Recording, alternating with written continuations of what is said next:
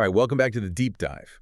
Today we're getting into something that's really the bedrock of any large-scale AV infrastructure. Mhm. We're going to focus on one single product category, the signal extender, and specifically how this WolfPack HDMI to CAT6 extender kind of acts as a gatekeeper for video quality. It's a great case study, actually. This is a point-to-point solution from a provider that, they call themselves a 25-year global home for audio and video products. Right.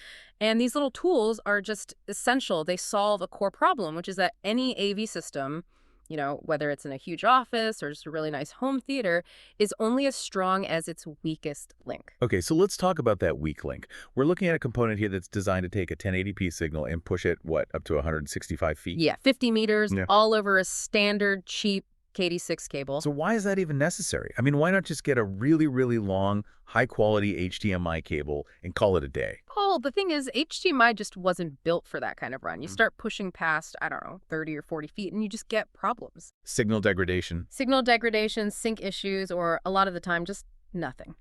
A black screen. And what's really fascinating here is that while this component solves that distance problem, its real job is to support the much bigger systems. You mean like the big modular matrix switchers? Exactly. Or AV over IP solutions. This is the last step.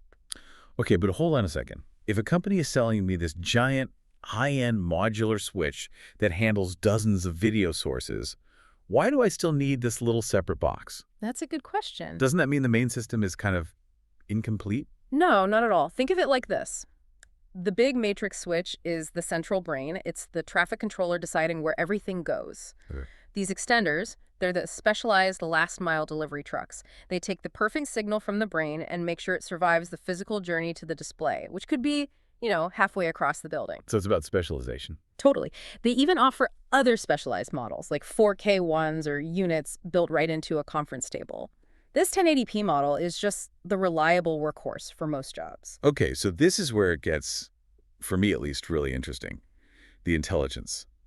Because just extending the distance is only half the battle, right? That's it, exactly. That's where the real value is. You have to manage control and compatibility. Let's start with control. It has bidirectional wideband IR control. Which is key. It is key. It means control signals can flow both ways.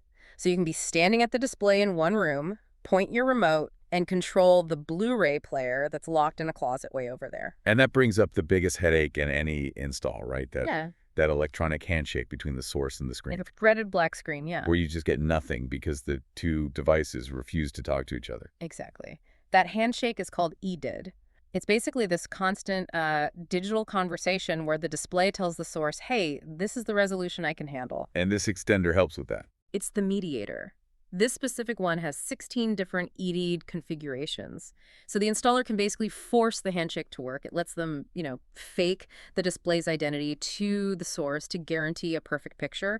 It saves so many service calls. Plus, you get that optical audio output, which seems like a great bonus for local sound. Oh, absolutely. It means you can peel the audio right off at the display's location and feed it into a local soundbar or a better amplifier. You're not stuck with the TV's tiny built-in speakers. So when you boil it all down, what does this mean for you, the person trying to figure this stuff out?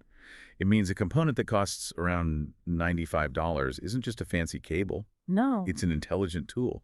It's providing control, guaranteeing compatibility, and separating your audio, all things that let the really expensive central systems actually work. Yeah, ultimately the reliability of a massive expensive system often comes down to the smarts built into these seemingly minor little boxes. They're like the insurance policy for the whole setup. Right. So just think about that for a second. Think about a huge convention center or a stadium suite.